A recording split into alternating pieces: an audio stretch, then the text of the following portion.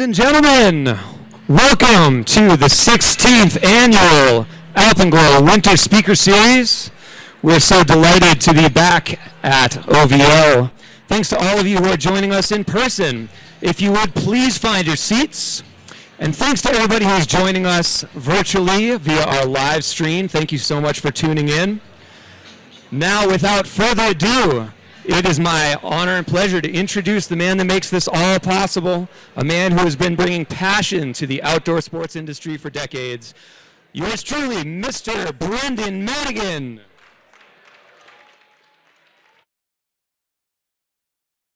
Everybody! Hello! Hello, what's up, everybody? Holy crap, we're doing it. We're right here at OVO in person. We got some throwouts, and it's a small crowd, so we can get everybody. Go get some free stuff. Oh, yeah.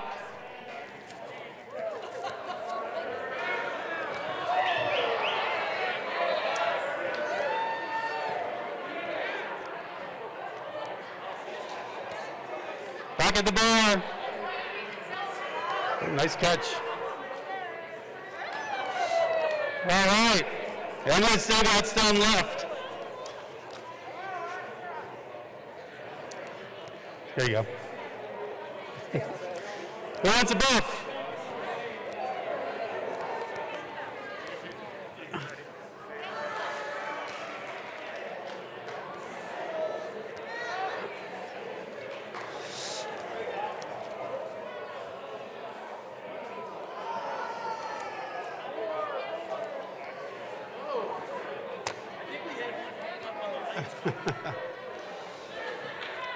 All right, everybody, good evening. Thank you so much for coming.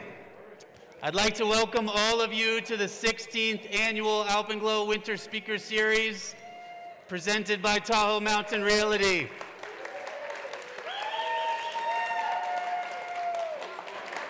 My name is Brendan Madigan. I own Alpenglow Sports in Tahoe City, California. We call the dog. And I'm your host. I'm stoked to be your host. Let me say first and foremost, we are absolutely ecstatic to be back in person.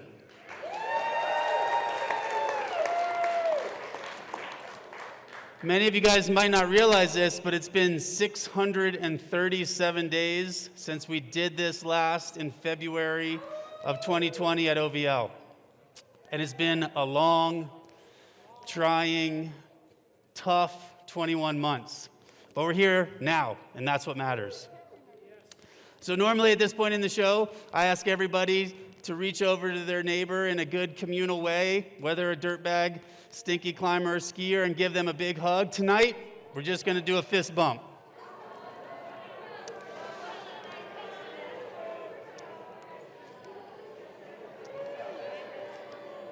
So, there's a lot of familiar faces in the crowd tonight, which is always super special for me personally and our entire team.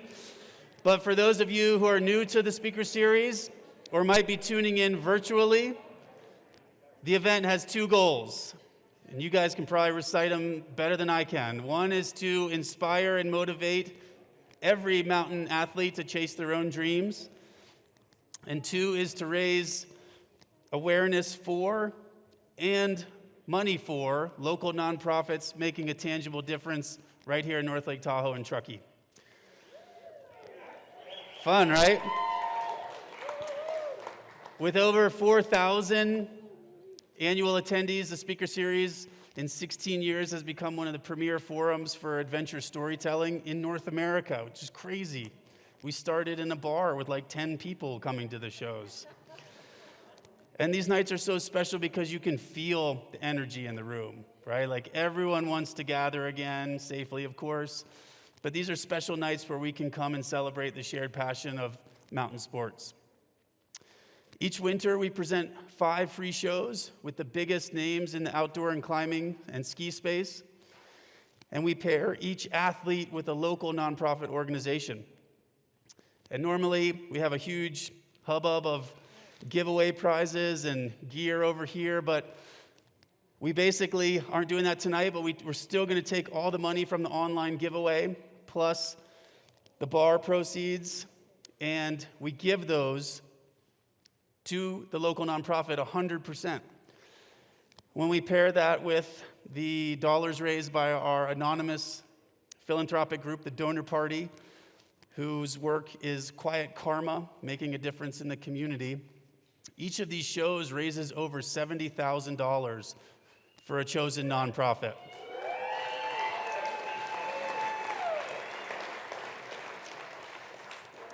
And I'm not sure how we got here, but in our 16th year, when this season ends, collectively our community, and now our global online community, will have raised over $1 million for local nonprofits. Let's give you guys a round of applause. But as you could imagine, we couldn't orchestrate this event. You know, you guys see the cameras and stuff that's new this year. We couldn't do it without some amazing and energetic sponsors. I'm super excited to announce we have a new title sponsor, a premier partner in Tahoe Mountain Realty, and I think Jeff Brown is here tonight. Where are you, Jeff? All the way in the back. Go ahead and stand up, Jeff.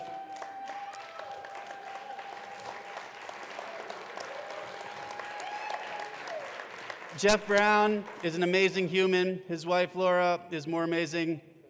And his team of progressive agents, they understand the power of this adventure storytelling and this community gathering and the magnetism of this event. So let's show Jeff and Tahoe Mountain Realty a lot of love. Thank you, Jeff. We're also lucky to have other tremendous sponsors, some of whom have been with us for years and years. They include DPS Skis, makers of the best skis on the planet, Emerald Bay Wealth Management, Hannah Sullivan, Mike Schwartz in the backcountry. Some say we're competitors. I say we're like siblings. Peak Design has been with us for many years. We have a new sponsor in Launchpad Q2C and Aaron Summer. We really appreciate his support. The one and only Daniel Cates from Technical Equipment Cleaners. The dude will clean anything you have. Brad Altman and Hani Schwiesau from Evolve Design Works. And another long-term supporter, Chris Tennant in Mount Lincoln Construction. Let's give them a big round of applause, guys.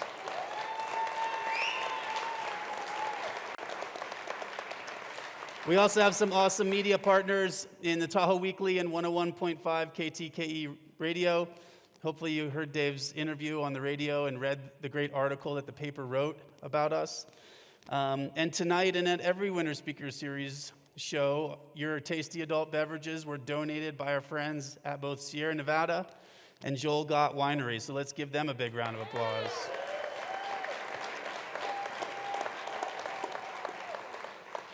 Now, I always say this at each show, we want you to drink responsibly but copiously.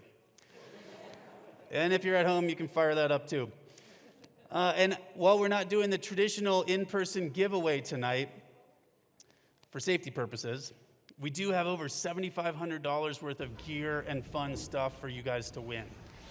So all tickets, all season will be purchased online. You can purchase them up to midnight tonight if you're filled with the fever after you get home.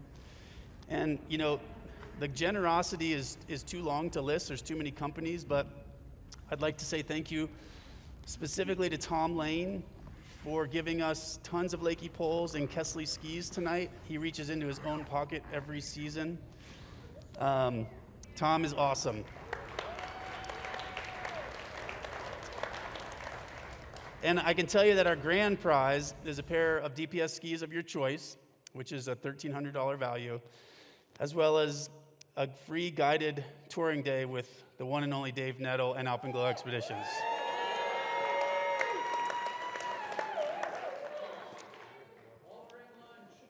Yeah.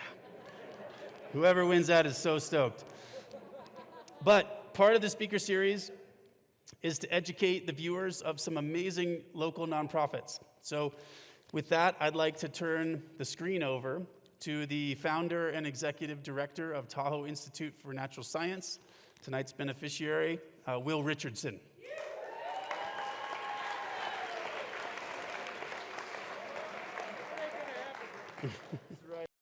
My name is Will Richardson. I am the Executive Director of the Tahoe Institute for Natural Science.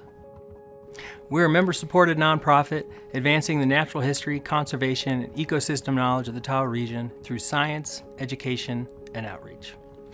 Since 2010, TINS has promoted stewardship of the Tahoe region, bringing a deeper understanding and appreciation of Tahoe's natural resources to children, adults, and land managers. We have a long-term goal of bringing a world-class nature center to the region, but in the meantime, we focus on 3 main program areas. Education is our first one. This is primarily in-school programs and field trips, hands-on, place-based supplemental science curricula that connect our kids to the natural context of their surroundings and guide them towards being better environmental stewards. Through these, we've recently passed over 60,000 student contacts to date. In the summer, we shift to camps. Doing the kids programs is super duper fun. I wish I could go out with camp every day. Bug camp is the best because you just run around and flip over logs and stuff and swing net, and you know, it's like you get to be 6 years old again. I should mention we have a great scholarship program. It's been really successful, and it provides a lot of local families and children opportunities to engage with Tahoe's nature in ways they might not otherwise. We have had the great honor of being able to have a few kids swim in Lake Tahoe itself for the first times in their lives, and these are very impactful moments. Our second main program is outreach, and this is bringing our nature education to the rest of the community, including adults. A lot of our outings are bird walks, wildflower walks, snowshoe tours, stargazing. Over the years, we've provided hundreds of free outings to nearly 15,000 participants.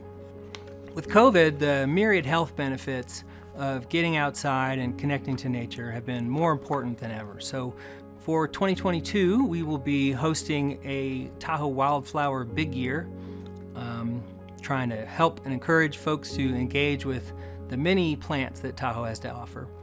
So that brings us to our third main program area, and that's research. And this is one area that maybe sets us apart from a lot of other organizations in the region. We are actively engaged in ongoing biological research, and this research informs everything else that we do. Much of this research involves assessing wildlife response to land management treatments, so things like fuels thinning, removal of conifers from aspen stands to stream restoration. We also engage in a diversity of other biological research looking at snowshoe hares and tiger beetles to migratory songbirds. We also engage in a number of citizen science programs, giving you the opportunity to take part in the data collection process while having fun and learning. So a few things coming up soon are the Christmas bird count and the midwinter bald eagle count in January. In short, we connect people to Tahoe's nature with an ultimate goal of creating a community that understands, cares about, and cares for our natural resources, both at Tahoe and beyond. I want to thank Brendan and Alpenglow for hosting this amazing event that both inspires and supports the community the way that it does. The donor party for their generosity, all the viewers that bought raffle tickets, Dave and all the other athletes that inspire us and keep us stoked, and the entire community that has supported us these last dozen years. So please look us up to get involved. We would love the opportunity to help you, your friends, your family to connect with Tahoe's nature in a deeper way. Oh, one more thing. Dave, you are a handsome devil no matter how you slice it. But I wonder if you would ever consider growing the mustache back. Please, bring back the mustache. It's a Tahoe icon.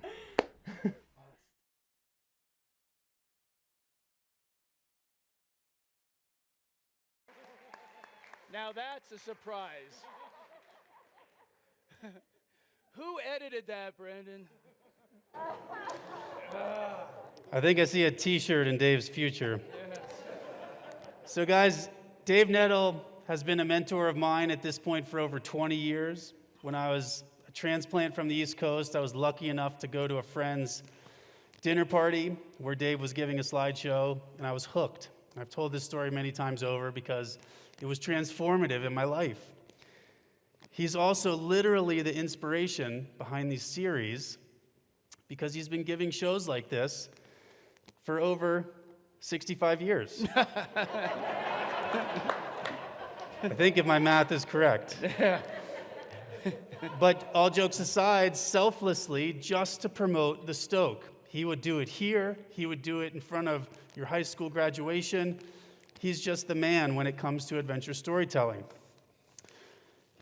And Dave also taught me that you can spend your entire alpine climbing career sat in a base camp, waiting for good weather or the perfect snow.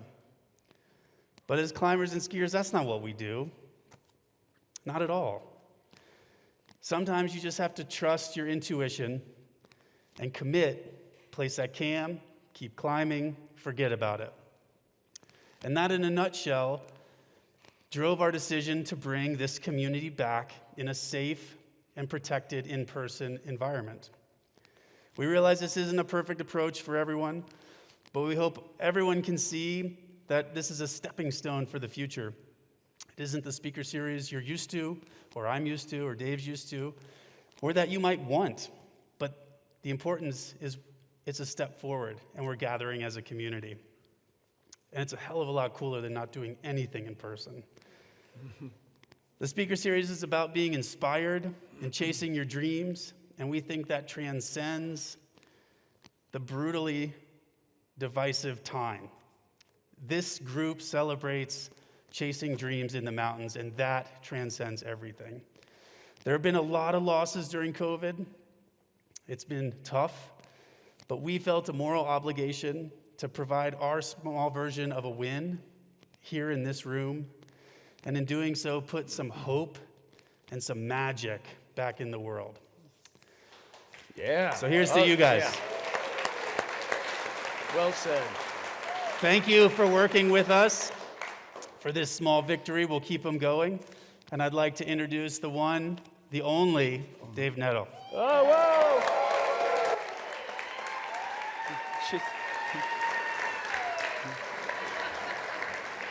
All right.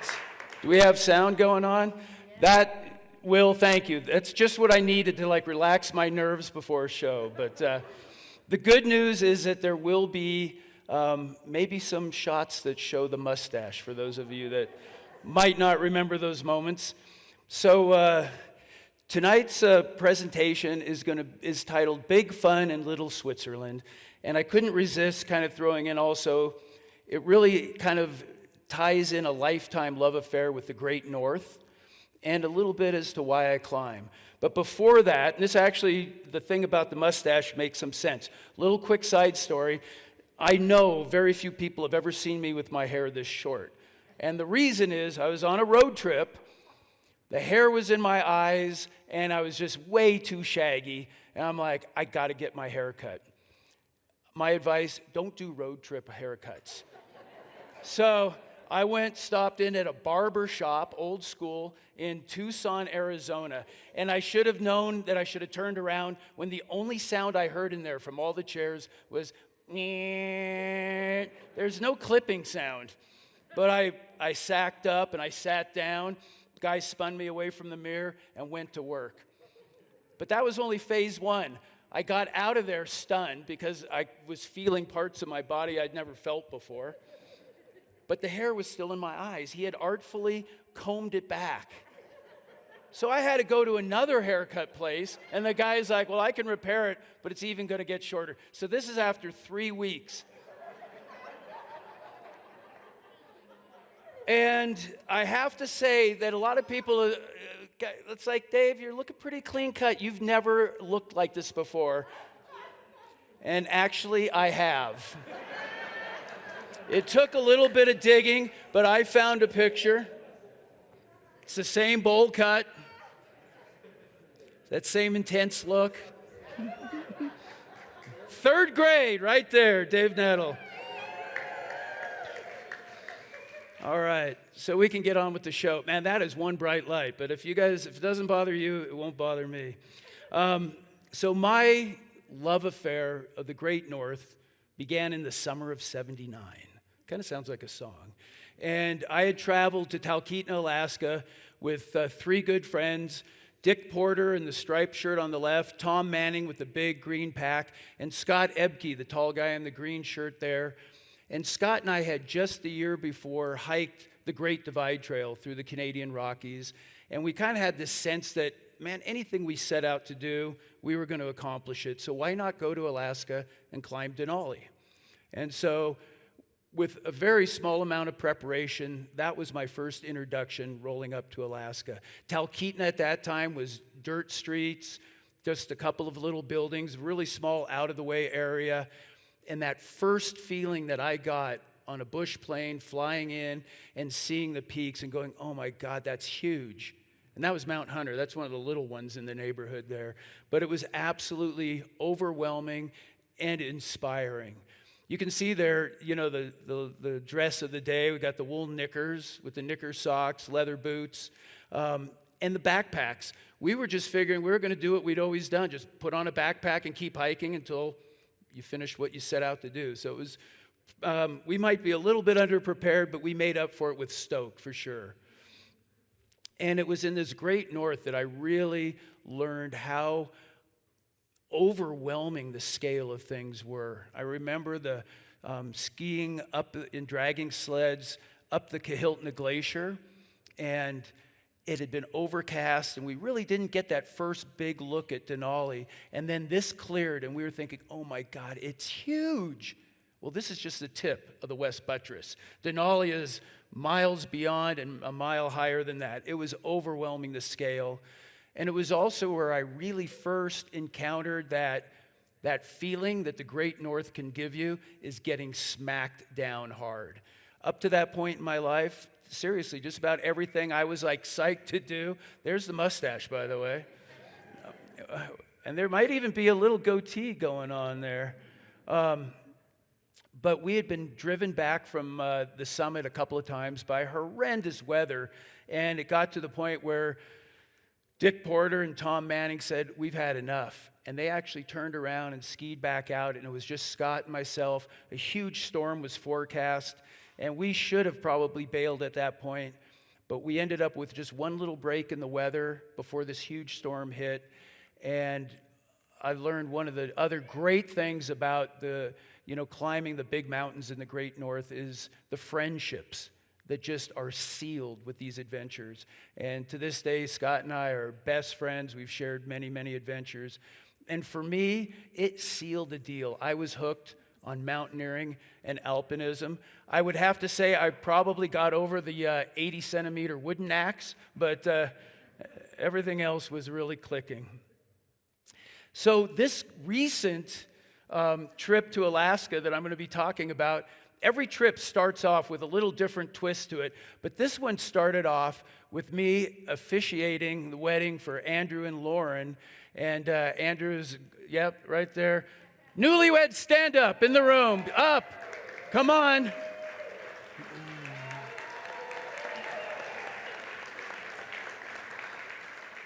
And it's great. After the wedding, they're holding up the certificate that I signed, and you can almost see them. They're kind of smiling, but Andrew's like, I wonder if that's a legal document. And Lauren's kind of like, yeah, did you ever check his ID? But there it is, official. You see the year on that, 2002? That was the first time that I officiated a wedding. And they're in the house, Boyers, up.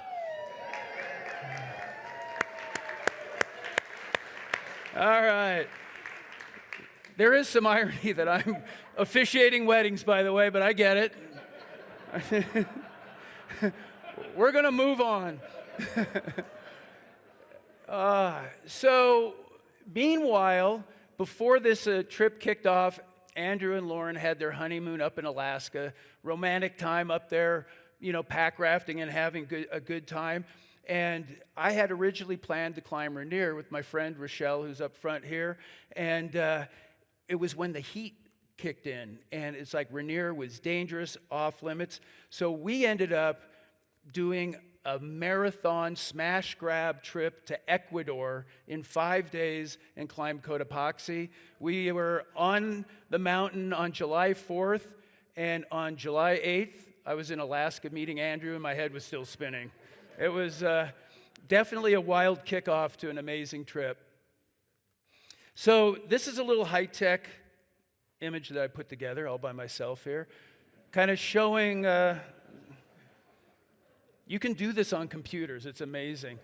So imagine this is the Alaskan range, right in the heart of Alaska, and you've got Denali, Forker, and Hunter, kind of the big mountains of the Alaska range. And the Pika Glacier kind of sits way off here, kind of in the corner, but it's a beautiful place. And I'm pointing this out just for future reference. It's an easy 35-minute flight from downtown Talkeetna, for those of you wishing to use an airplane.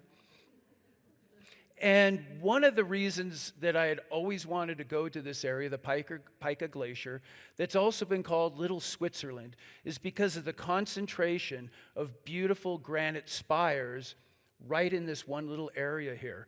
And so you can kind of see just within our base camp, all these distances, like to ski from base camp to the middle troll is about 10 minutes. This is like the climber's dream trip if you want to fly into a glacier and have ample rock climbs available. So this was the plan, but it wasn't enough just to plan to go in and climb there. Andrew, who owned these pack rafts, and kind of through a series of misinformation from various friends, were like, let's not only go in there and climb, but instead of flying out, let's hike out and float, and mind you, that word makes you picture just drifting casually, and we're going to float back to Talkeetna. Well, yeah, we got it.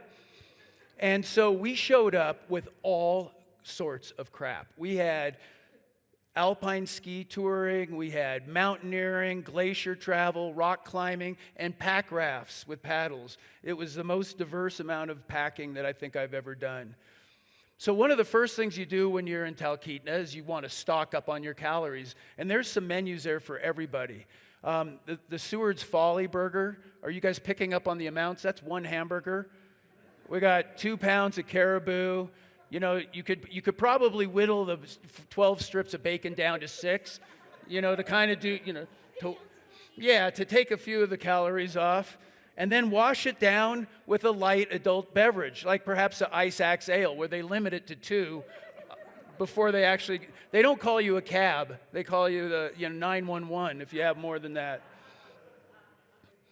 Anyway, so in Talkeetna, before these trips, there's always this like waiting, because of the weather, and there's like flight seeing trips where the pilots are occupied.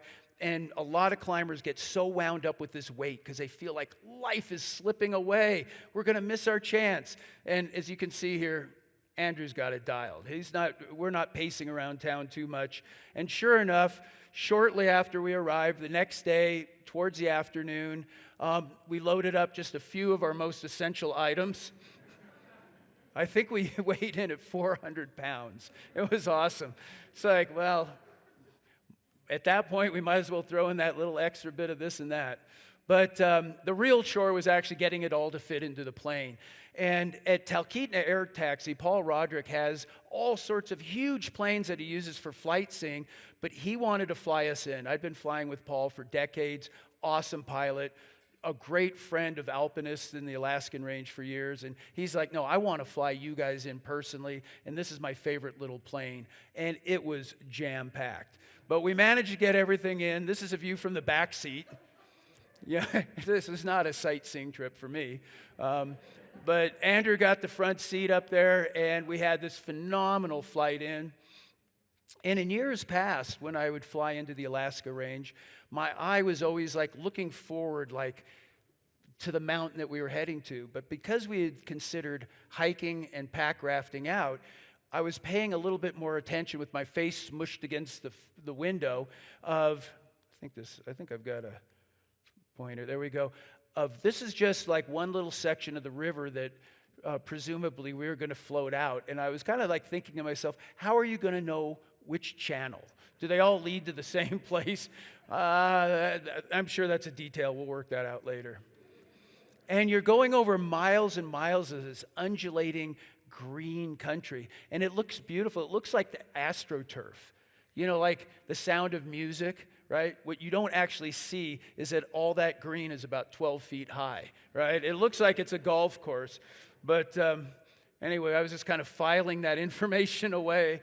And then quickly distracted as we began to actually get to the Alaskan range. And Paul's pointing out that you guys really want to pay attention, because this is where, if you plan to hike out, you really have to pay a little more attention. This was the terrain that we would be crossing to even get out to the glacier and the moraine and eventually to the river.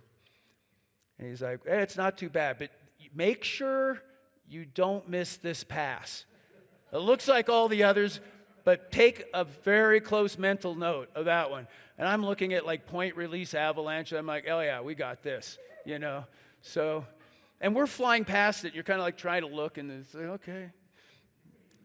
And my memory's not getting better with the years, by the way. So anyway, we took a mental note, and we landed on the glacier, and it's awesome. And you can see from Andrew there, that's the universal joy. When you show up after all this planning and everything, and the plane lands down, and you barf out all your equipment onto the glacier, and then the plane takes off, and you're there, and there's been so much commotion and the sound of the engine, and then all of a sudden, it gets quieter and quieter, and you're in the Alaskan outback in the Great North. It's a great feeling. It's also one of the rare times where I've set up an Alaskan glacial base camp where you're packing in skis and a paddle, right? It definitely was a very interesting mix of equipment, but you couldn't beat the view of base camp. So that's my tent looking out there towards the south face of Mount Forker, down the Pika Glacier. And this was going to be home for the next couple of weeks. Beautiful. You can see here some of the peaks nearby. These were some of the smaller ones that were just right outside the doorway. And the nice thing about going on climbing trips that I've learned with Andrew is you will never starve. This guy eats, and he always has extra food. So I think we had food for probably, if we skimped and cut corners, for about 4 months. You know, and this is just one of his many bags of food. And it was great because we kind of divided up the food deal where for the first 5 days, he bought the food and would cook, and then I'd do the next 5 days, and then we had some reserve food going on. So I knew I was going to be in for a treat. And right off the bat, you can see here, base camp on the Pika in Little Switzerland, we are rocking it. And you'll see a theme here. Almost every meal has not just fresh vegetables, but beans. Always beans. It must be a protein or something, but we were definitely well stocked up on beans. And so before we had arrived, we had heard that the weather had been horrendous for like 2 weeks prior, huge snowfall. So all the granite, all the faces, even the steep rock were covered with snow. And the entire amphitheater was just full of this sound of avalanches ripping off and things settling out, which in reality was a good thing. We were there for the rock. In the early season, in the spring, in April and May, this place is phenomenal for skiing couloirs and so on, but we were happy to see all that snow just starting to slough off. And we made good use of the time. Even if you show up at the Pika with just a set of touring skis, it's a great place to go. And so we explored a few of the approaches, got some nice turns in, and pretty much just made ourselves at home here at base camp. And I'm not sure if you can see it. I'm going to point it out in the picture if it shows up. Can you see the little bodies in there somewhere? Yeah. Anyway, we felt like we weren't actually the best representation of leading alpinists. The Pika Glacier is where a lot of mountaineering guiding operations from Alaska bring guests to teach them proper glacier and crevasse travel. So they're all roped up and every gadget's going and everything's roped up, and Andrew and I are like, woohoo! And we're skiing past them, and one guy says, hey, and I ski over and he goes, how come you're not roped up? And I'm like, well, we don't want to fall in a crevasse, so we're just going to avoid them. And the guy was kind of puzzled, and they're moving up the glacier, towing this huge sled, and we're woohoo, having a good time. So fortunately, we didn't fall in a crevasse and kind of blow the image, but we were having a good time. And there's a lot of natural signs that you can find in Alaska that let you know that the weather is good. And when you start hearing more and more planes in the air, you know the weather is improving. So anyway, not to mention the fact that it was blue sky. And so things were warming up. Some of the rock faces were beginning to slough off snow. And so it was time to start rock climbing. And one of the first places that we went to was on this thing called the Hobbit King's Footstool. Just a small little 800-foot buttress sitting down at the end of the glacier. But it was a little bit lower elevation and just had some really nice rock. And the route more or less followed right up the prow, this arête. Just, again, we were there for the rock climbing. We weren't out to like try anything new and fancy or big summits. It was just a fun adventure on nice sunny rock. And again, a little bit different than you get around here. You know, you ski tour up to a certain point, you cache your skis and start booting up, and then you're at the base of this just beautiful sun-drenched granite and switching over from ski boots to rock shoes. It's kind of a fun transition for sure. And this is looking down the first pitch. And a lot of the lower parts of these peaks that we ended up climbing were really jumbled rock. You could tell that it wasn't that long ago that they were actually under the glacier, right? But as the glaciers have been receding, it leaves all this nasty loose rock. But it didn't take long before we got above that and got onto some amazing, just splitter, steep technical climbing on the arête. There's Andrew taking the sharp end. Just beautiful climbing. Blocky stuff through overhangs, a great introduction climb. Right there, again, just a short ski tour from our base camp. And splitter cracks. And so about, I think it was six or seven pitches long, up to a nice little summit point, and just having this spectacular view. And this is looking out, this is the Royal Tower. And you're going to be seeing this a lot in this slideshow, but this is a nice angle. This is the arête that we really came to climb. But what we're waiting for is that snow that was all over the rock to melt off. So it became kind of one of those waiting games, like, this is what we came for, but we don't want to jump the gun. We want to climb it when it was in good conditions. But it was there in our vision, in our sight the entire time. And the throne, another one of the big features, and a route that we wanted to climb just on the other side of this huge face here. So just beautiful formations, all just a stone's throw from base camp. And one of the nice things about climbing in Alaska when the weather is nice is that it just doesn't get dark. There's not that urgency like, we got to get off this before we get benighted. It's like, well, that would be September. I think we got this. I think we're okay. We can take a nap. We're good here.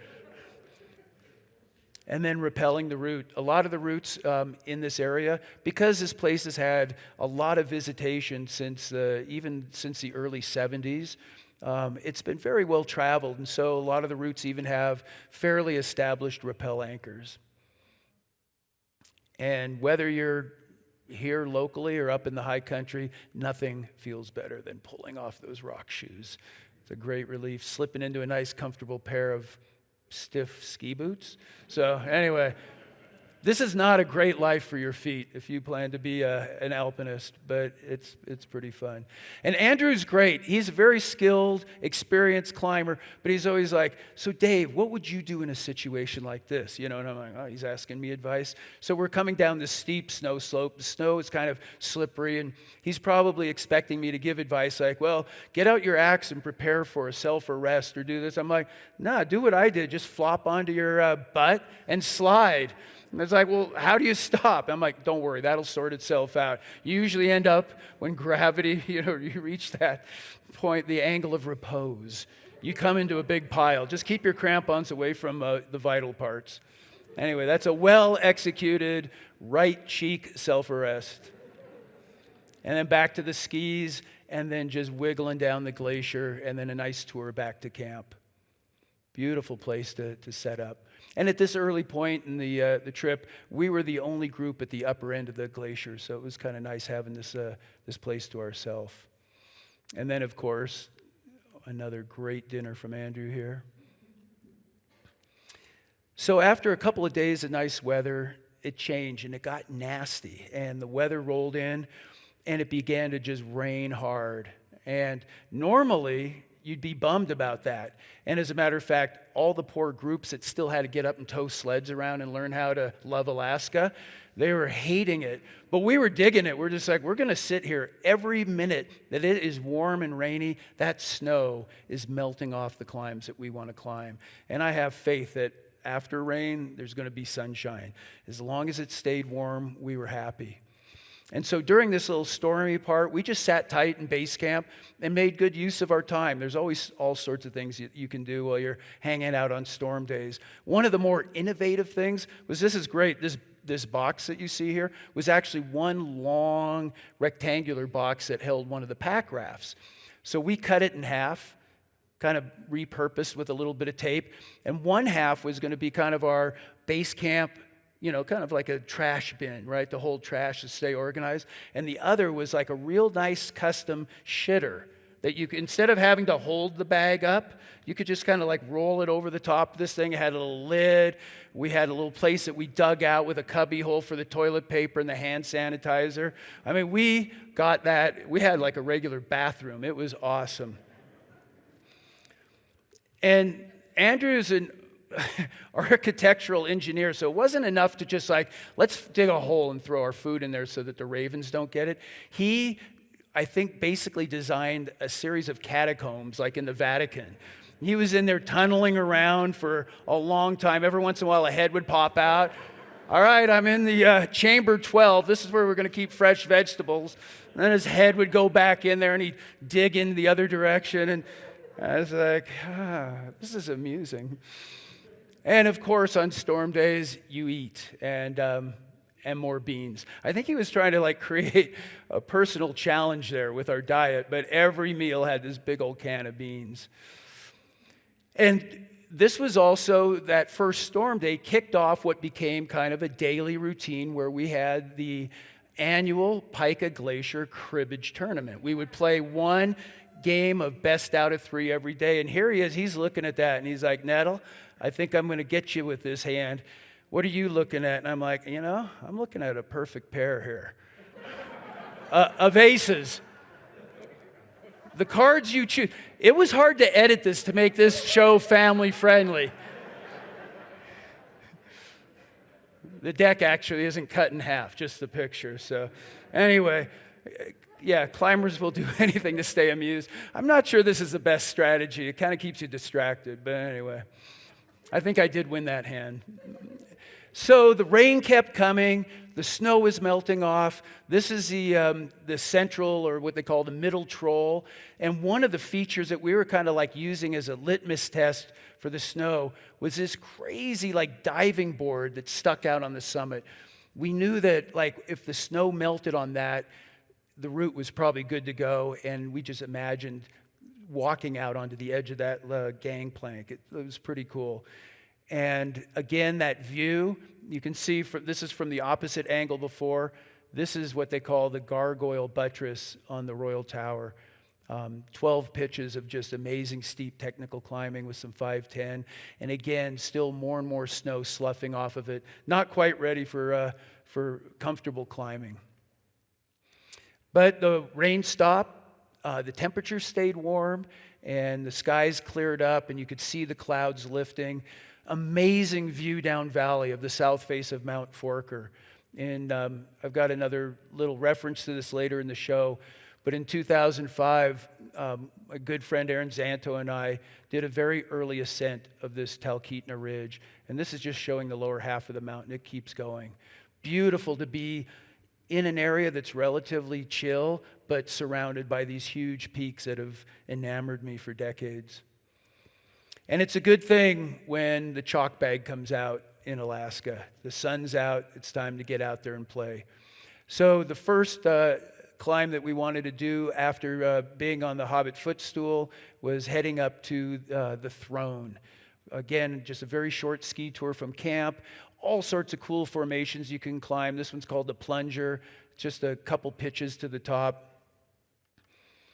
And so our typical plan that we did throughout this whole trip was we would hike and boot our skis right up to the very base of the climb to give us every advantage as the day went on. It got warmer, and the snow got punchier, and so the skis would give us a good way out, even on the steeper upper part. And this is also a very unique way of starting a rock climb, where you're putting your shoes on and you're starting on these little tiny snowy ledges with just barely enough room to squeeze your feet into the climbing shoes.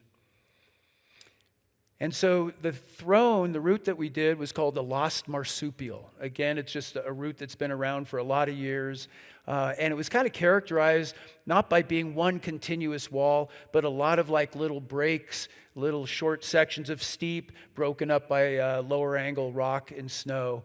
But right off the bat, some really fun climbing in the 5.8, 5.9 range with nice temperatures and amazing views. We were stoked. Again, it was more about just being out in this amazing place, swapping leads with a good friend, and not so much about trying to climb at a super high technical level. But every once in a while, things would steepen up, and there'd be a crack, a corner, some sort of a feature that offered a little bit more challenge. Here's Andrew sending a nice little pitch right in the middle of the route. And the rock, super interesting. This huge crystals of rock on there, really striking, especially with all the snow surrounding it on the roots.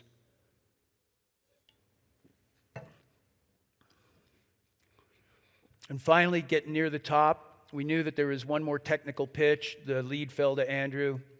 It started off with this super cool, fun, kind of burly hand campusing traverse across the void onto the final ridge and up to the summit.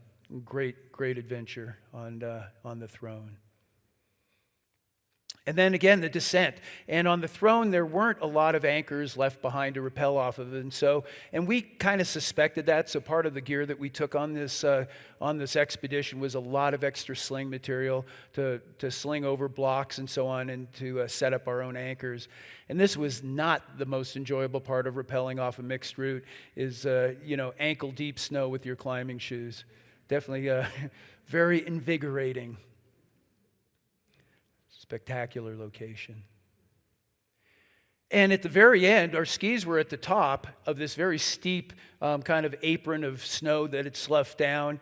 And again, kind of going back to Andrew being great, he's just like, so Dave, what's the best suggestion? How do you get down to the end of the rope and pull the rope, get it all coiled up where you're balancing on your skis on it? I'm like, don't even worry about coiling it. Just untie one of those stopper knots in the end and start skiing. And so as you're making turns, you're retrieving the rope through the anchor. And so here's Andrew. You can't see it, but that rope is getting pulled through the anchor back down. And it's awesome. You can see he's grinning there. He's like, this is great. Not only does it retrieve the rope, it gets all the kinks out and washes it as you go. The complete program. And then you just dry it out when you get back to camp, because you got about 18 hours of sunlight. So it's a good system. And more food. I think this was the last meal before it became my turn to cook. So the next climb that really intrigued us, again, just a very short tour from camp, was the middle troll, the one that had that big diving board. And so we headed on over there. And this is actually a good angle to see. You can kind of almost see how broken up the rock is down low here. All this used to be well under glacier. And now, as glaciers are retreating rapidly, and it's kind of an accelerating thing. A lot of that nasty rock that's been hidden is exposed and becomes the first pitch of these alpine climbs. But we left on a beautiful morning, crisp, cold morning, and I got to kind of point out a little bit what's going on here, because this is kind of a technical part of our climb. You see the little bag he's carrying there? That's the little poop bag that accumulates. And so normally, when we were getting our briefing from the rangers in Talkeetna, they want to make sure everyone's environmental. When they heard that we were going to probably be hiking out, they go, and that you could normally get like a little bin, put all your little poop in there and take it out to Talkeetna, and then somebody else worries about it. But they're like, no, you can't send it out with your equipment in an airplane. And we're like, why not? And they go, well, we can't have poop on an airplane unattended. And I'm like, all right? I was trying to imagine the kind of trouble an unsupervised bag of poo could get into on a 35-minute flight. But I'm like, well, maybe they've had some incidents that I don't want to know about. But anyway, so in lieu of a supervised bag, we would have to drop it off in some bottomless crevasse. And all I would know is like in 5,000 years when that thing surfaces, some anthropologists are going to be like, man, humans ate a lot of beans back then. Anyway, it's reality. It's what happens. But with the load slightly lightened now, we headed up to the base of the troll. And just so cool, just kicking steps up there and planting the skis at the base of the rock and the rack handing over. It was my lead on the first pitch on this route, and just good times in the sunshine. And you can see here a little bit scrappy rock down low, again where it used to be covered, and then finally getting into some beautiful granite. And the higher we climbed, the better the rock got. You can see some old anchors there. We were able to find some anchors to rappel back down. And little views that we would have across our base camp. You can kind of see right here, was our home right here. We now have a couple new neighbors. But yeah, this is just gorgeous. The Royal Tower, the Crown Jewel, the Munchkin, this little feature right here, all in your neighborhood. And little spots of nature there. Color coordinated with the rope, that's important before you go to Alaska. Find out what's going to be in bloom.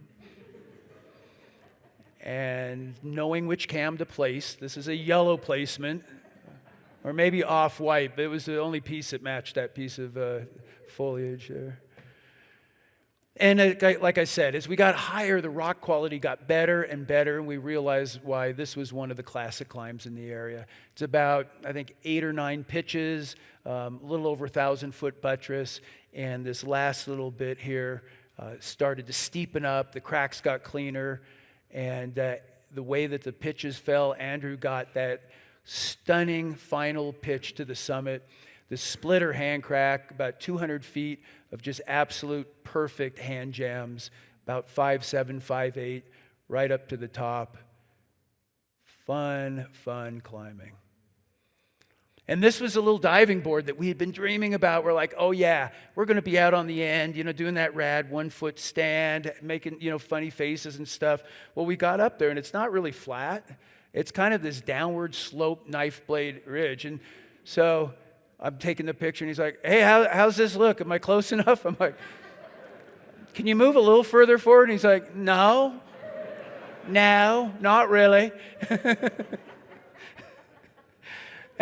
And, you don't have to be a rock climber to understand the dynamics of what would happen. He's still roped up here. Go ahead, move out. If you pop off, I got you, bro.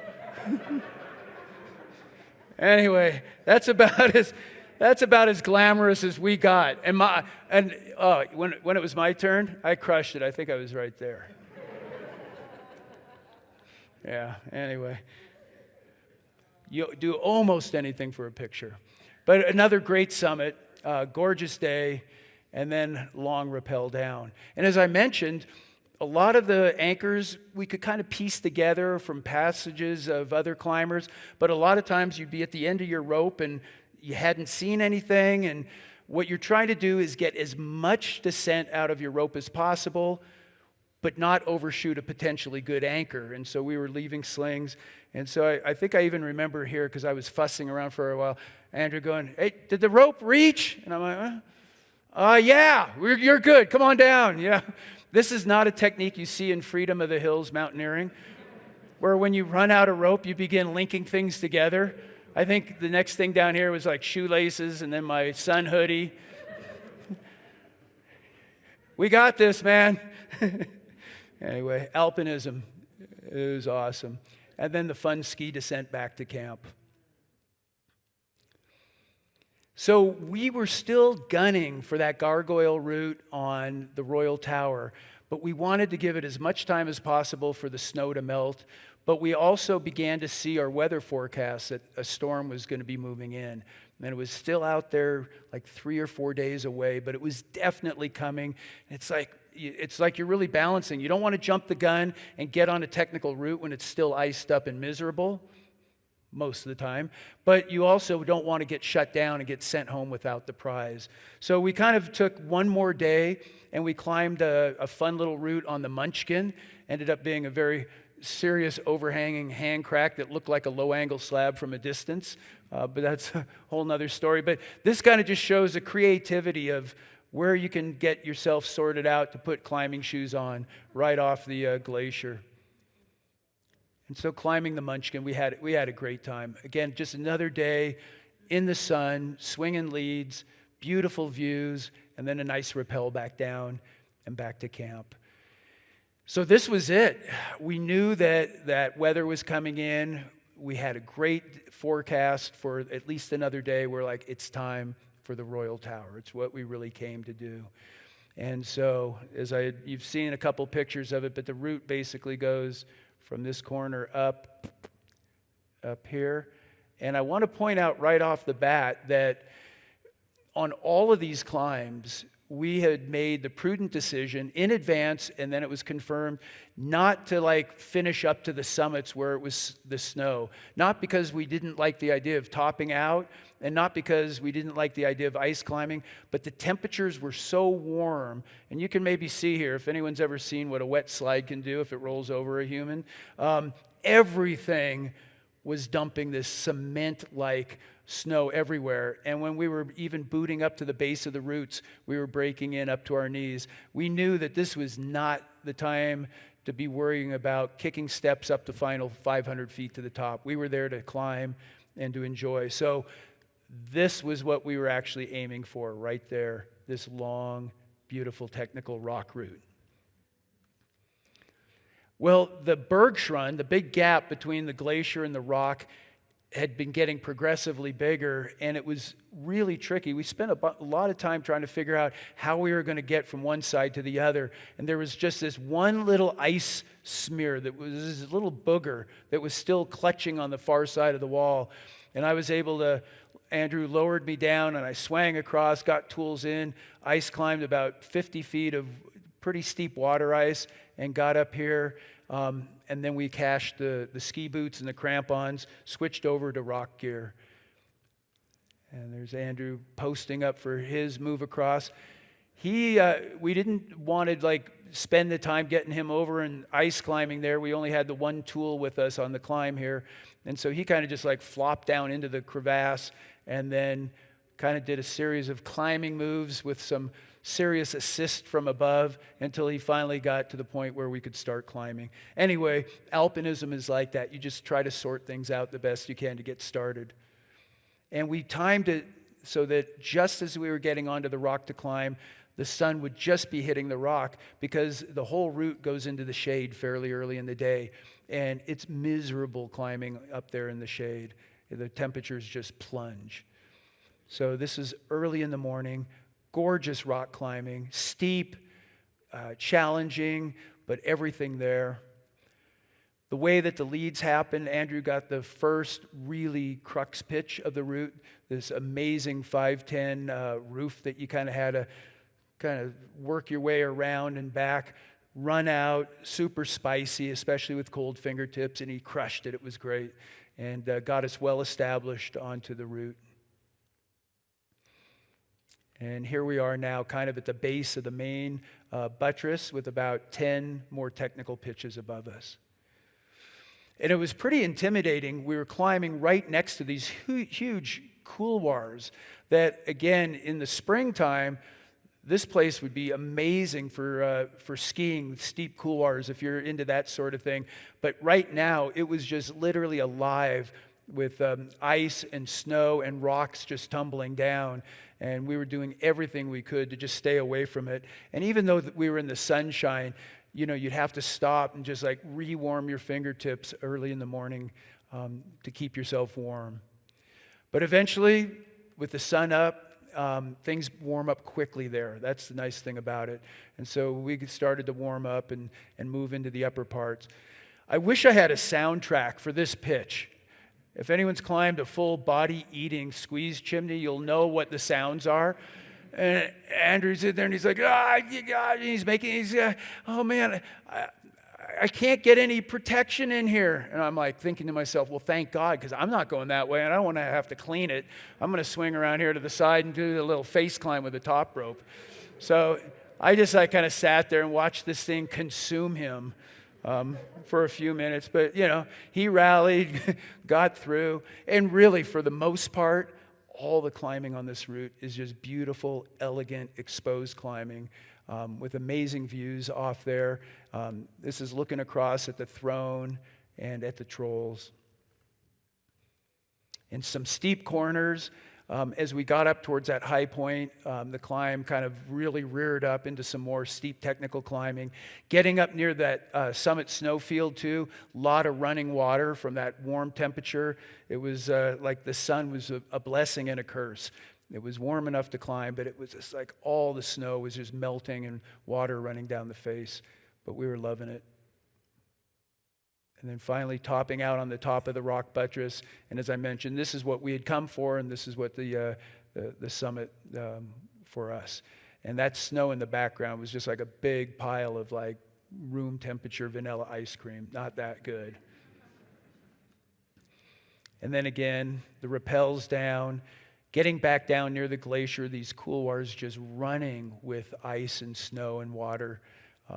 We could really feel like the time that we were there in the Pika, it was wrapping up. Things were changing, and it was going to be time to call it. And getting back across this Bergschrund, it had actually changed quite a bit just in the half dozen, 8 hours that we had been climbing. Huge chunks had dropped off and fallen in there. And I was able to kind of get down in there and push across and balance and kind of like moonwalk across a couple of little things and get to the other side. And it was funny. I actually got off the rope, climbed around to get to a nice high camera angle because I knew this was going to be amusing. So Andrew's coming down here. And this picture doesn't do it justice, but you need to know that this right here is almost a paper-thin lip. And underneath, it's this deep crevasse. It looks like that's the bottom, but it's not. So if you put too much weight here, you'll break through and fall through. If you step too close to here, that end breaks off.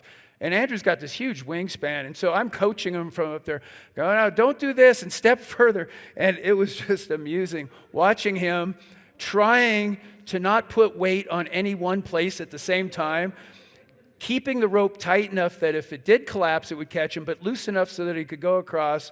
And, and at this point, I probably should have been like, offering him some help, but I was just like, no, I'm just going to take pictures. This is awesome. Then he finally got to that tipping point where he was definitely committed, and now he's like doing the full bridge span, and I'm like, oh man, I actually should have put this on video. This is going to be good. If both those edges collapse at the same time, he's going to belly flop. But he managed to wiggle on over, and he's like, I got this! And he survived the Bergschrund. It was great. So yeah, it's with alpine climbing, these are these skills that only take experience or years of climbing to perfect. Things like proper rope management. These are the things that really make good climbers stand out amongst their peers. That's the look of let's just get back to camp.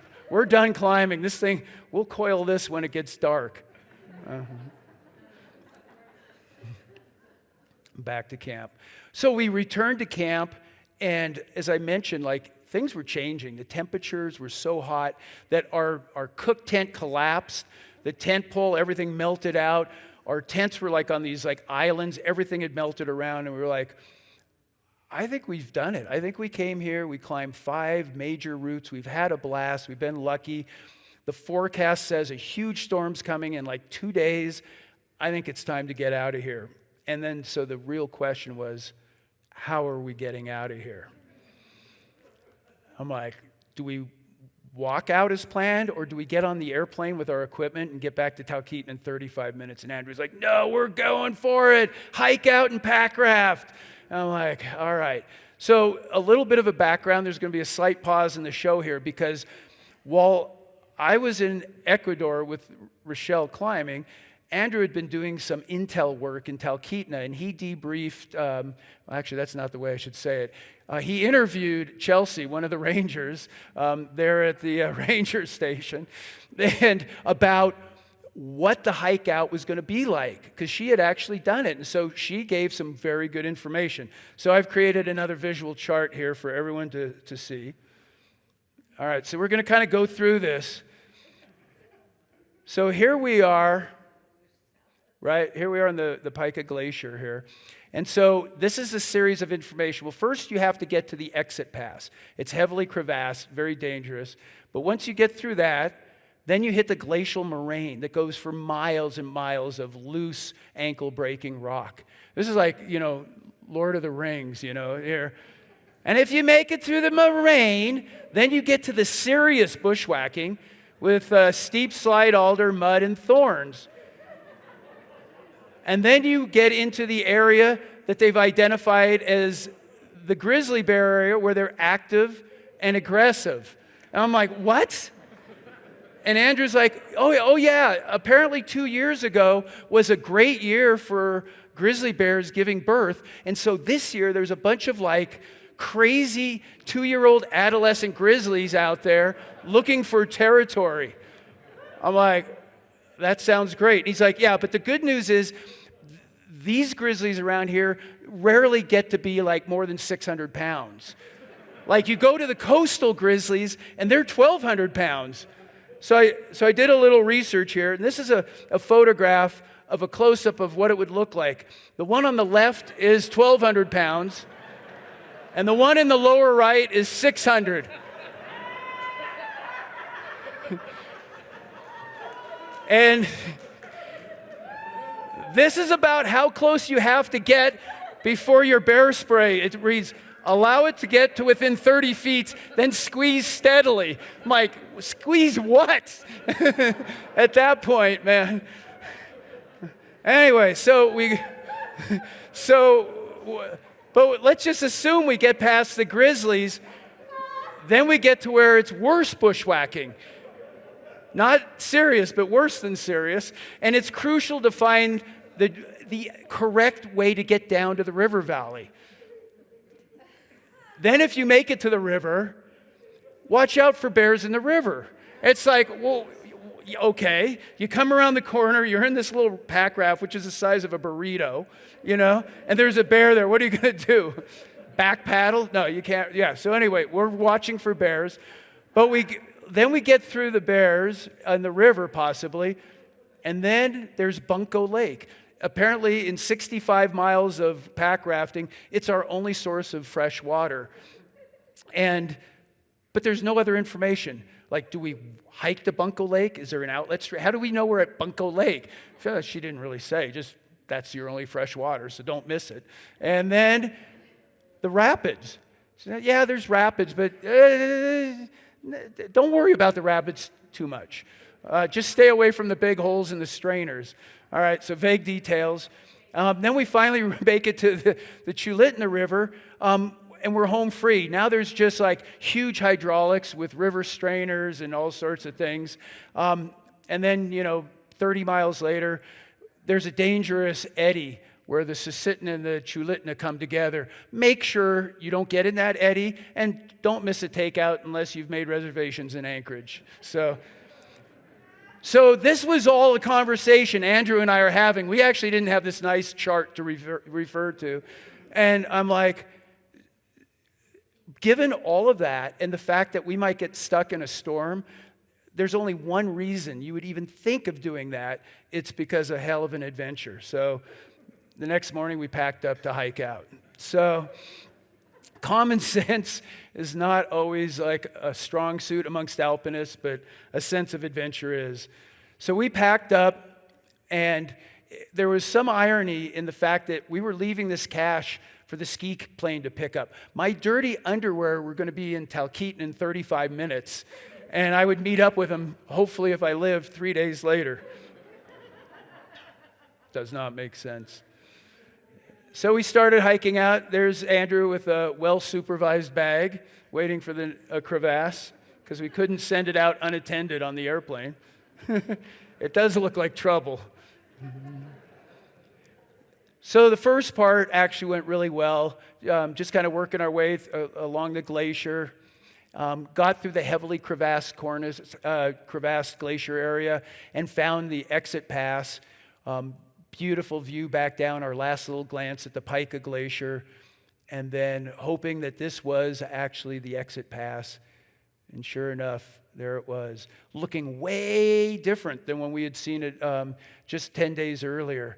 Not a stitch of snow on it, and looking down the granite glacier drainage that we were going to have to hike down.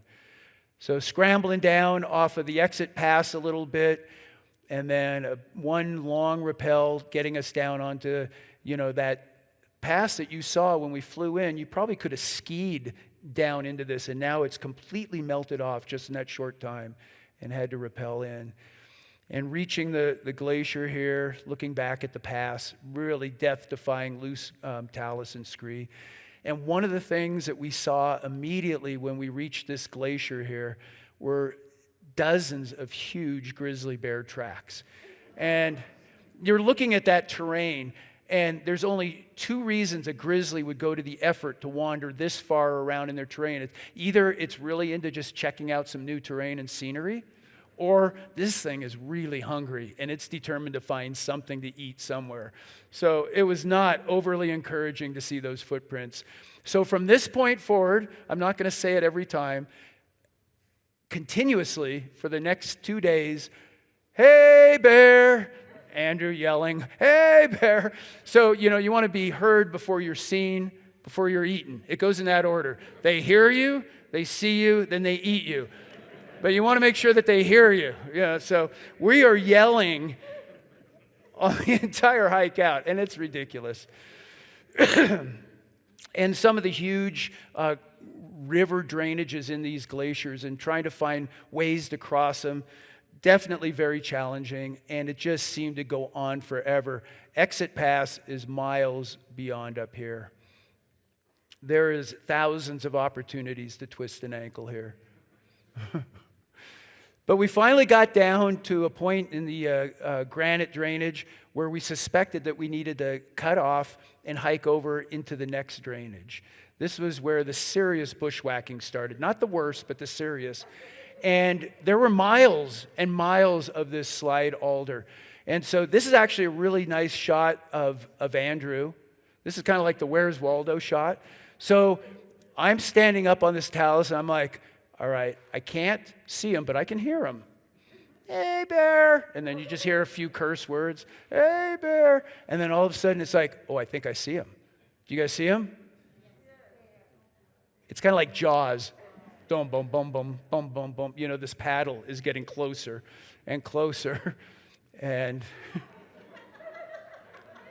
it's great because I can see, and you see the thing stop, and you know what's happening. He's like hitting branches, and this thing's just moving around like a little periscope. And eventually, he just like gets spit out into the opening. It's like, oh my God. And fortunately, we only had miles and miles of this to go. We're heading over that hill. And you might think to yourself, well, just link these open areas. But you can't see where those are once you're in it. You kind of aim in the general direction. And what's worse is that you might be right here. And you know that somewhere nearby there's an opening. But you can't find it, So anyway, the joys. And then back into it. But we eventually made our way up. This is looking at the valley, the granite valley that we had hiked, it started up late that day. And we were worked. We were exhausted. And even though it doesn't get dark, eventually you're just like, man, we just need to bed down for the night.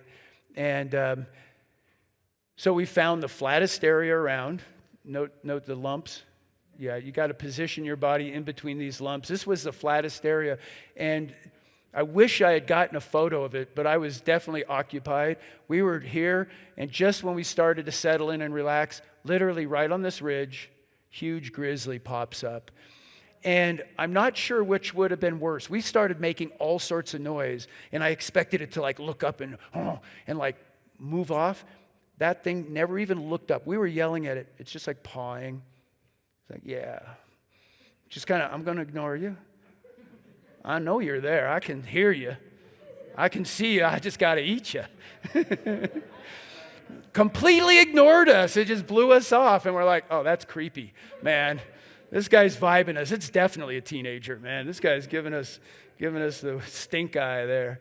But the good news is that I knew that we were under the watchful eye of Andrew, who didn't sleep at all much that night, I think. He was like, in the morning, he goes, dude, you were snoring. I'm like, yeah, it's night. I was sleeping. He's like, but the bear. I'm like, well, it's probably going to eat you first, you know. So our next goal was to start heading up and to cross over into a whole nother river drainage. Beautiful out there, wild, remote country, just traveling on this open, high elevation terrain where the vegetation was pretty much non-existent. And finally, the super steep kind of scree climb up to Wild Horse Pass. And this was a significant point for us because it was like the last major pass for us. And now all we had to do was make our way, I think it was about 7 or 8 miles down to the Canacula Creek. And the upper part of this valley was just gorgeous and easygoing. It felt great to be hiking at a full gait. And still, just from the night before and just the lack of sleep and just all the bushwhacking, every couple hours we would just flop down and just collapse. Just gorgeous place. Getting inspiration wherever you could. My buddy Todd gave me this years ago when we were on a climbing trip together. Don't just hydrate, get fired up. Be the Iron Man. And there's some irony to a bushwhack out like this, because one minute you're walking along and go, God, this is so beautiful. Look at these wildflowers. And then all of a sudden they get to be like 8 feet tall and you're cursing them. It's like, man, we need to call in a napalm strike here. Clear this puppy out. But we finally got towards the end of the valley and saw the creek that was going to lead us to our pack rafting. And a friend of mine, Mike Pond, who had done this, had said that the best way to describe hiking out of the Pika Glacier is like there's these 3 main sections. You've got the glacier and the moraine, you've got the bushwhacking, and you've got the river floating. And this is like perfectly timed that right when you've reached that level where you absolutely can't tolerate one of those things, the next one starts.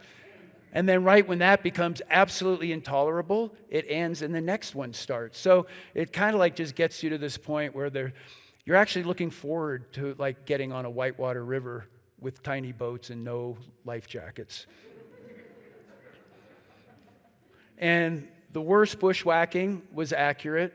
We did find somewhat of a path that had been burrowed by a grizzly bear. You could see the huge paw marks, and we were just hoping it wasn't going to be commuting uphill as we were coming down. But it did make the bushwhacking a little bit less miserable at certain times. But it was dense. It was thick.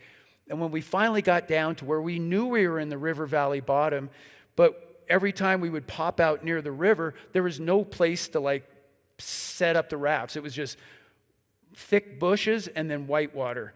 And so we would go back into the bush, come out, and this just kept going on. And you can see Andrew's a pretty cool customer, and there's a slight touch of exasperation going on here.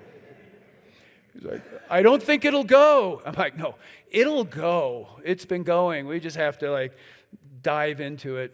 And finally got to a point, at one point I popped through the bushes and it was still the river, but there was a little island sandbar. And I'm like, you know what? I don't know if I'm stepping into 3 inches or 3 feet or 30 feet deep of water, but we're just going to cross and wade across and get to the sandbar. We've got to end the bushwhacking. This is great. You know it's thick when you're like picking up bushes in the water. It's like... Enough said. So we're there. We're done. We've survived the moraine. We've survived the bushwhacking. Now all we have to do is float down this river.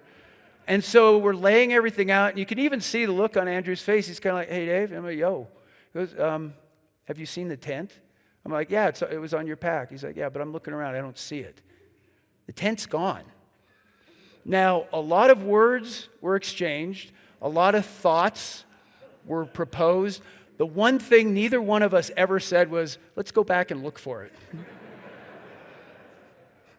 All right, well, nothing to do but move forward to the next event. So we blew up the rafts, and it was kind of cool. This was going to be our little way to get 65 miles downriver to Talkeetna. Yeah, and that's actually like to scale. That is about 12 inches long. You just kind of like, you're kind of standing in it. It's like something you take into the bathtub with you, you know? Or at least that's what it felt like. But we got these set up, and I remember, again, based on the conversation Andrew had with our ranger friend Chelsea, it's like, this river, man, you do not want to come around the corner and surprise a bear. They don't like to be surprised. So keep your bear spray handy. So you've got to like carabiner to your raft here, but I'm trying to picture this. You come around a corner, you're going about 6 miles an hour, you're trying to steer the thing, and you're floating around, you're going to turn around, and it's just like, yeah, I did the math, and it's like, I think you're better off just paddling in the opposite direction the best you can. Go down swinging. And it was wild. This was called the Canacula Creek, and it was about 100 feet wide. Everything in the Great North is big. Yep, that's a creek. No, that's a small lake. And at first, it was pretty fast-moving water. And I remember telling Andrew, it's like, hey, you're more familiar with these pack rafts. Why don't you go first, and I'll kind of follow behind. He goes, that sounds great. He got in, he goes around a corner, I come around, I'm moving fast. He's already taken out. He's on the sidebar, like waving at me. It had some technical issue, and I'm whipping by him. I'm just like, that might be the last time I see Andrew. There's no reverse engine on these rivers. You're moving, you're heading to Talkeetna one way or the other. But for the most part, we actually had a great time and moved along pretty well. Beautiful, beautiful country, racking up the miles. And we finally found Bunko Lake. And what was great about this was that, unbeknownst to us, there was actually a couple of little private cabins on the lake. And we found this one dock here that was just like perfect that we pulled into. And you can see kind of one of the joys of rafting there when you just have your gloves on. Anyway, we were soaking wet. These rafts aren't designed to keep you dry. They're just designed to keep you floating. And it wasn't likely that anyone was going to come and disturb us. We're like, hey, I wonder if we're going to get arrested for trespassing. I'm like, nope, pretty sure this place has been neglected for more than a week, judging from the growth in the boat. And as I mentioned, everything was completely soaked. And so it was kind of a futile effort, but we decided, well, let's strip off and try to at least let things drip dry a little bit. And it gave me a chance to try a little fashion, kind of heralding back to my Scottish roots here. So this is casual wear in the Great North. So here we are. We're like one day away from Talkeetna. We feel like we've pretty much survived everything, and we've got it made. We've got a flat surface. We've got some food. And then the gates of hell opened, and the absolute worst horde of Alaskan mosquitoes descended on Bunko Lake. We better set up the tent and no tent. And it's also about 50 degrees out. It's not cold anymore. So here we are in 0-degree sleeping bags. Mosquitoes just determined to suck us dry. And so you would crawl in the sleeping bag and you're sweating, you're sweltering. You're like, nothing on earth is worse than this. And you'd peel it back and then you just get macked on. And no, that thing's worse than that. And it was the night of the living dead. And there's Andrew. He's under there. And right when we thought it couldn't get worse, it started raining. And so the down bags turned it into like a steam bath. So it was like having a sauna with 5,000 of your closest mosquito friends. It was miserable. There was no sleeping on the night when we really needed the rest the most. So I think it was like at 3 a.m. I'm like, okay, rise and shine. It's light out. It's been light out for months. I'm like, we got to get out of here. So anyway, we load up the boats and we're on our way, and we're psyched. We're like, let's motor out of here. We've got to get to Talkeetna. We have paid our dues. We've shed blood. We are exhausted. And we paddle to the end of the outlet of Bunko Lake, and the entire river is just swathed in this thick cloud of morning mist, which normally wouldn't be a big deal, but you couldn't see downriver. And it's a huge river, and the day before had been all these like logs and big suck holes that you would have to see well in advance to maneuver these things. And we couldn't see more than a couple 100 feet, and you could just hear the roar of the river down in the we're like, we can't go. We got to stop. So we pulled over and built a little campfire when it felt like we were so close to getting out. And we were just kind of in this trance, you know, it was kind of this little no man's land, just sitting on this little island, trying to stay warm, waiting for the mists to rise so that we could go. And this pretty much sums it up. Collapsed, face down in the wet sand. I love this shot. This is actually like a foot version of what our souls looked like at that point. Bleeding, bruised, muddy, neglected. All we wanted was to just get downriver. Well, eventually the mist did rise, and we piled back in the boats and continued. We had about another 35 miles of river to navigate. And when the weather was nice and the river was flowing, things were great. Wide open water. And there were no pictures taken during the rapid section, but suffice it to say, it was heads up.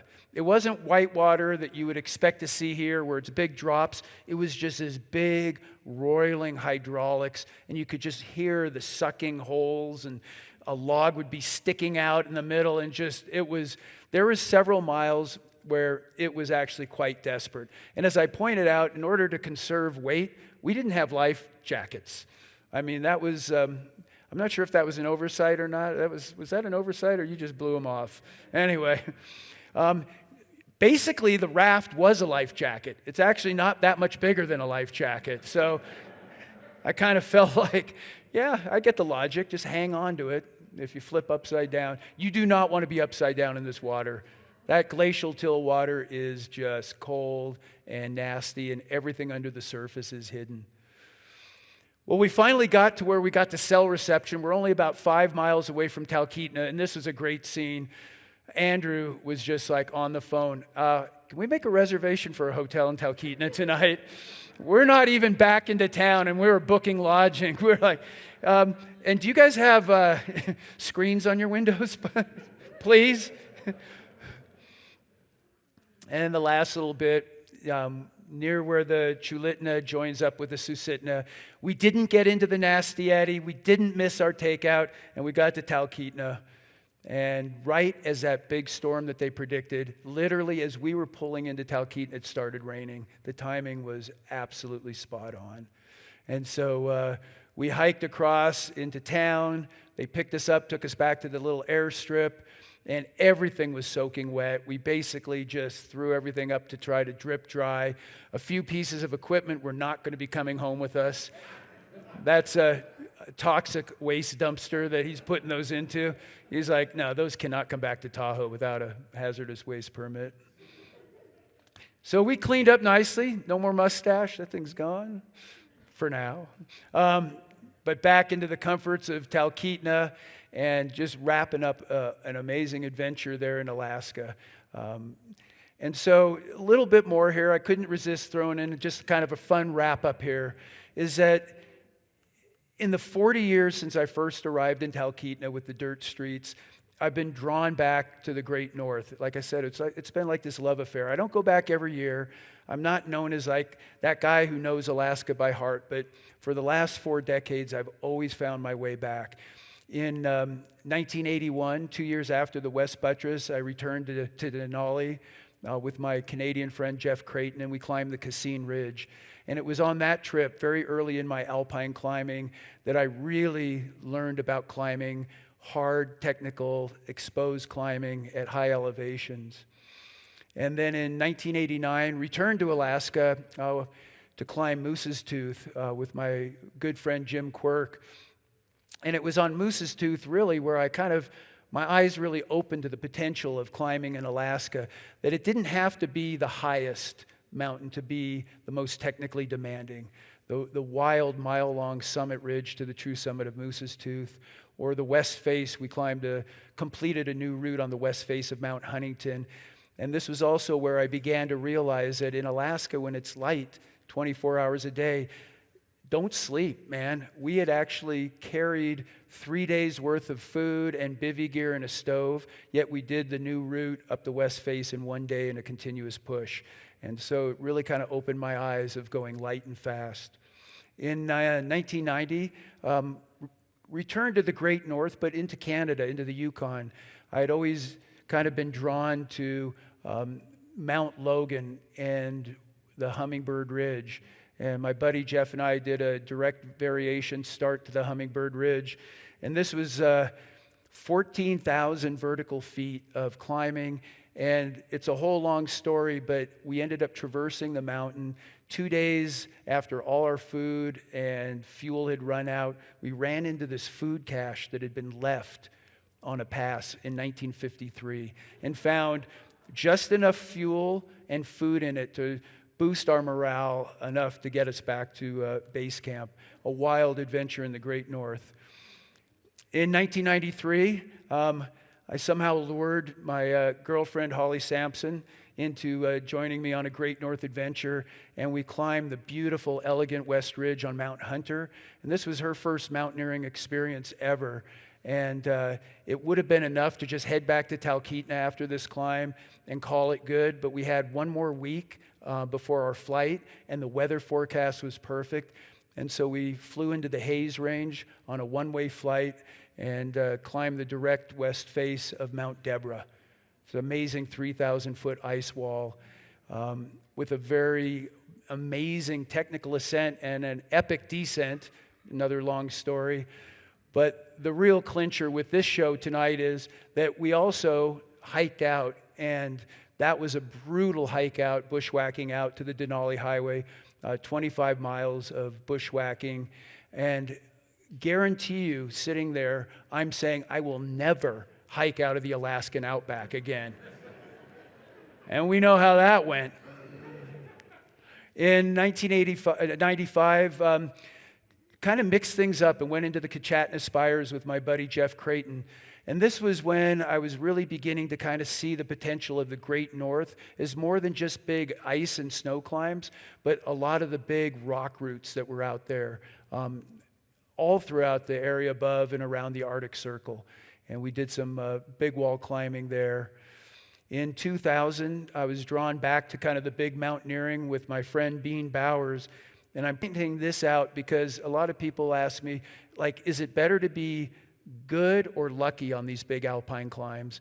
And my answer is always, it's better to be lucky, but once you get lucky, you'd better be good. And we had gone in to climb, at that time, the unclimbed North Spur of St. Elias, and we got right to this point here. You're going to have to memorize this spot. And I had this feeling, and it was weird because you're with your climbing partner, you don't want to seem weak or whatever. I'm like, I'm not feeling it. And we were climbing strong, and the conditions were perfect. I'm like, Bean, I don't know. This is not like me, but I'm not feeling good. Let's get out of here. And we descended and came back to camp. This is a photograph the next day.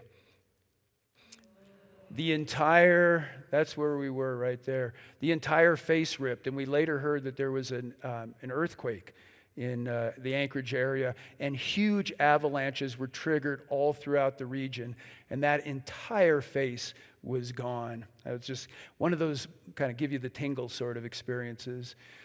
So we turned our attention to the west face, the Holmby route, and learned that another thing about the Great North is it does not give up its prizes easy. Some of the coldest temperatures I have ever been in. It was brutally, brutally cold. And then that amazing feeling once you're done and you've accomplished what you set out to do and you're packed into that little plane, flying out of Alaska, the place you'd wanted to get to so bad, you can be equally happy to get away from it. In 2002, again, as I mentioned, my interest in the Great North was turning more and more towards big rock routes. Came to the Cirque of the Unclimbables with my friend Paul Adams to climb the Lotus Flower Tower, one of the legendary big granite faces, and phenomenal climbing in a spectacular setting.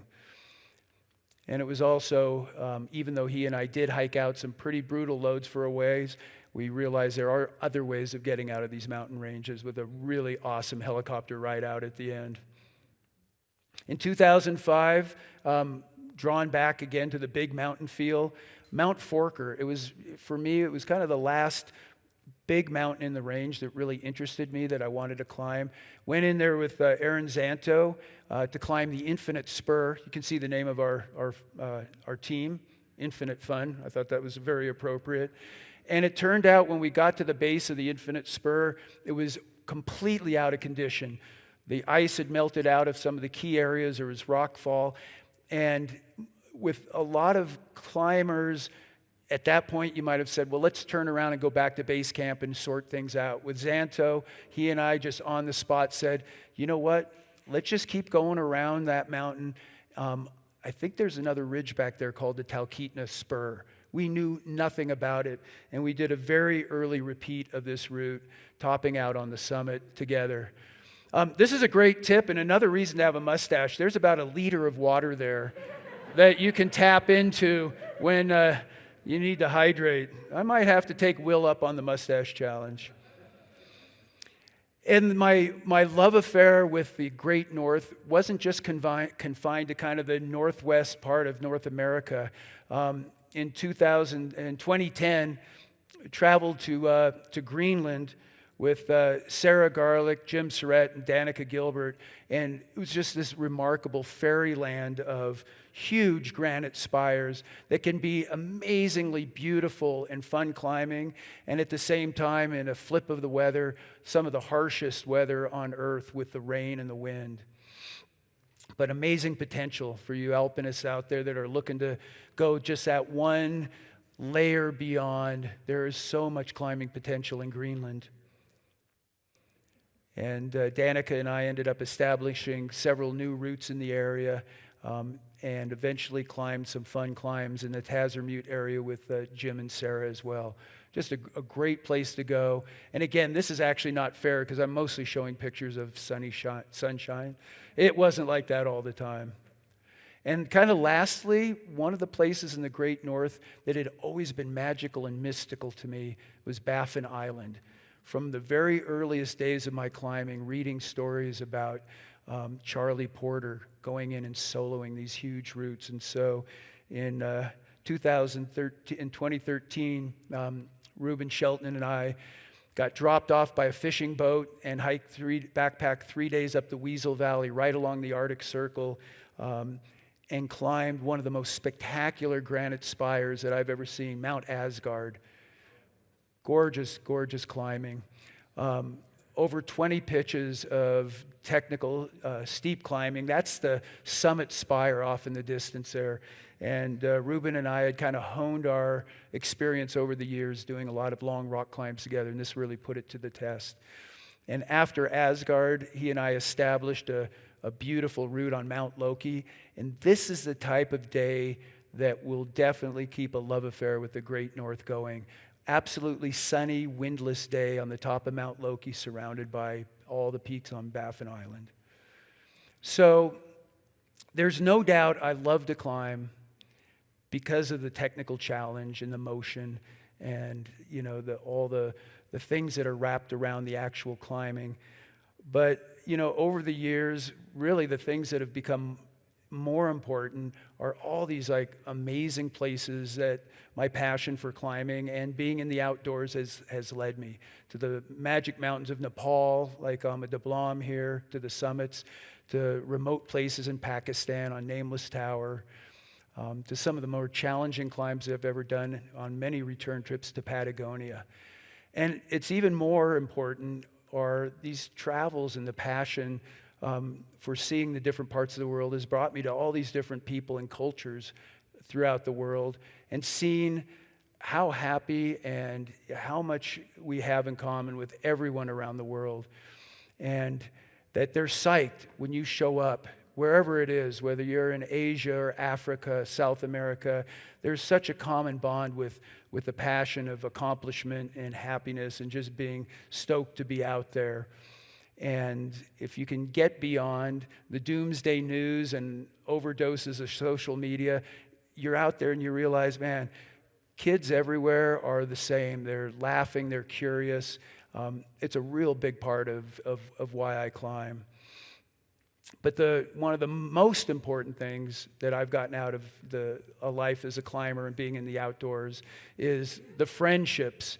Yeah, this is on the summit of, it's my buddy Kevin there in the middle. What happened to your hair? This is after climbing the shield on El Cap in, what was that, 1987? That sounds about right. As long as both of us forget, it's okay. Then we can make it up. It was a long time ago. And just the great friendships that I've had that I've shared in the backcountry of the High Sierra, here with Brandon Thaw. He and I have put up so many new routes in the Sierra backcountry.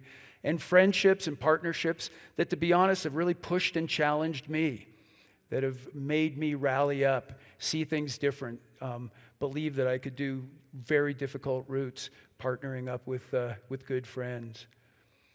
And being in some of the wildest, most remote places.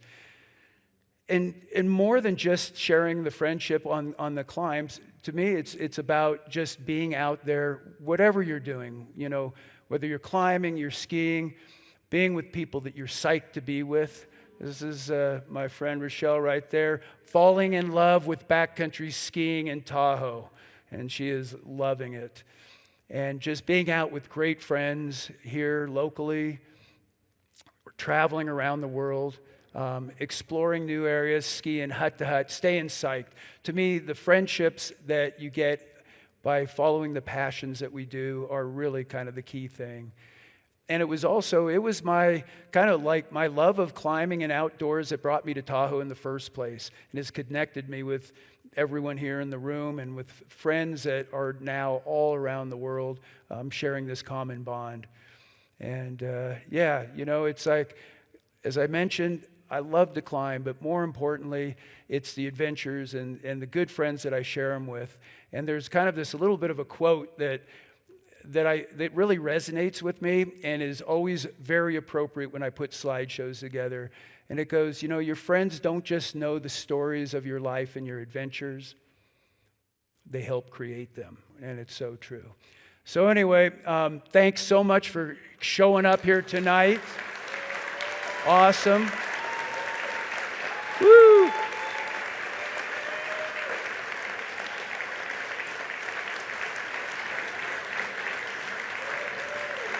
Yeah. Where's Brendan? Anyway, thank you guys so much. Be safe, have fun. Tonight we are pushing the game forward. This means a lot to me. I know it means a lot to everybody here that we are showing up in person. So it's okay that we showed up with masks. I'm seeing a lot of smiling eyes. I get to take mine off, so I get to talk. All right. Good night.